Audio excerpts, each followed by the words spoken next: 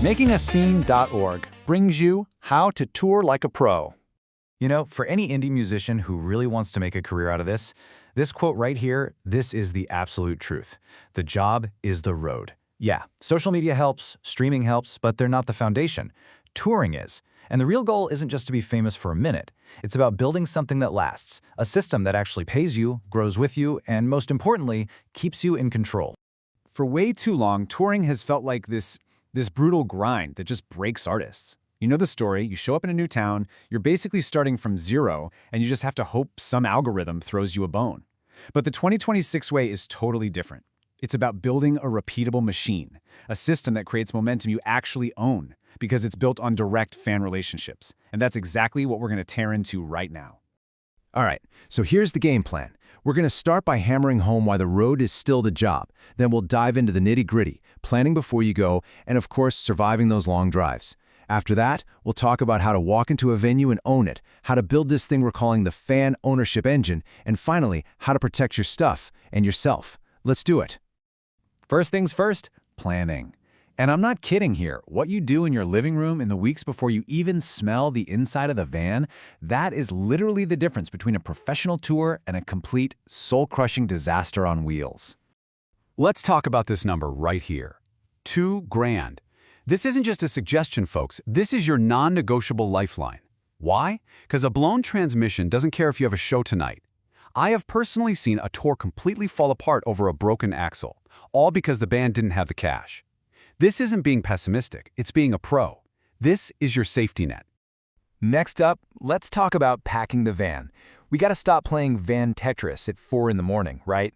You need a system. Pack it the same way every single time. Take pictures. And balancing the heavy stuff over the axle, that's not about being neat, that's about safety.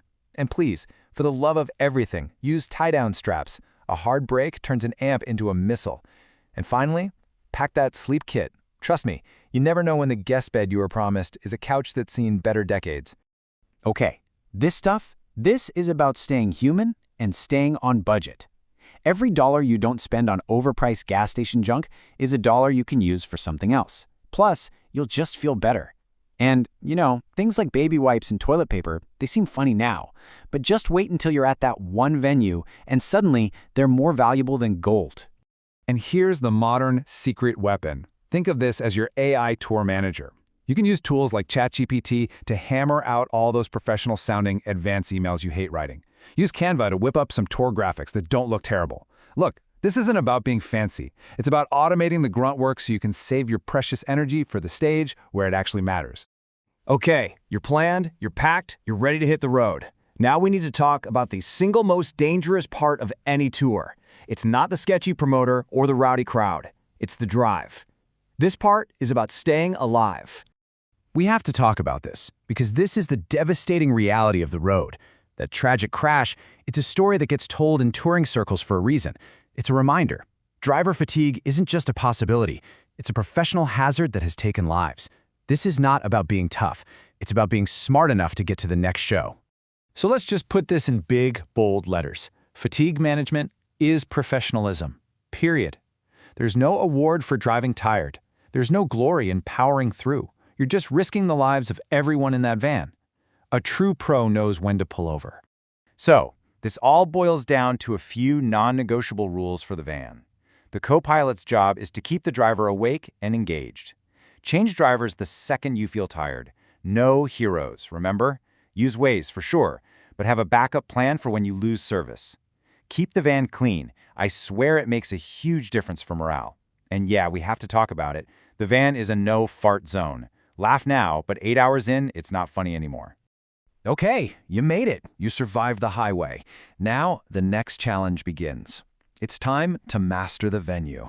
And you have to remember, right now, you're not just a musician. You're a traveling salesperson. And your goal is to make every single person in that building want you to come back. Here's the pro playbook. It's 5 simple steps. 1. Arrive on time and introduce yourself to everyone. 2. Find the sound engineer. Learn their name and use it. That person is your most important teammate for the night. 3. The instant your last note rings out, get to that merch table. Every minute you wait costs you money. 4. Before you leave, do the idiot check for forgotten gear. We've all done it. And 5. Make your goodbye count. Thanking the staff by name can be the one thing that gets you invited back. All right, now we get to the real game changer. This is the heart of the modern touring strategy. We've got to stop just thinking about playing shows and start thinking about building what we call the fan ownership engine. This is how you turn a bunch of one-night gigs into an actual, sustainable career. So to really get why this is so critical, let me just ask you this. What do you think is the single biggest mistake that pretty much every indie artist makes on tour? And this is it. It's absolutely heartbreaking. You pour your entire soul out on stage, have an amazing show, and then you leave town with absolutely no way to reach those people ever again. Every city becomes a hard reset. You're just starting over and over and over. That is why artists burn out. It's not the performing, it's the feeling of going nowhere. So this is where the fan passport changes everything. And for a fan, it's super simple. They scan a QR code at your merch table and boom, they claim a unique digital stamp proving they were at that specific show. They own it forever. It's like a concert ticket stub that they can't lose, and you can use it to unlock perks later. You see the difference? You're not just saying, join my mailing list, you're inviting them to collect their history with you. Now, what makes this so powerful is that the passport is on-chain. Don't let the term scare you. All it really means is that it's permanent and independent. A social media platform can change its algorithm tomorrow and your connection to your fans is gone. But this is a direct line. Nobody can take it away from you or the fan. You actually truly own your audience. Okay, let's get to the final piece of this professional puzzle. Keeping your gear and yourself safe.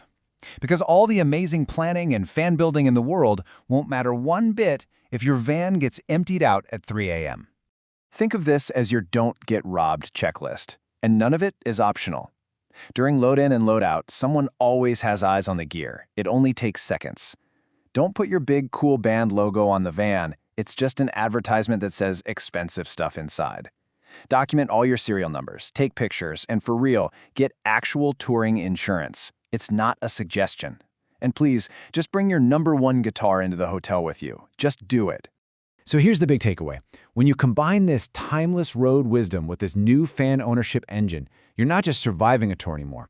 You come home with actual, tangible momentum. You come home with a direct line to your fans that no algorithm can ever touch. And that is how you build a real career. So we'll leave you with this question to think about. What's your best road tip to help the next artist?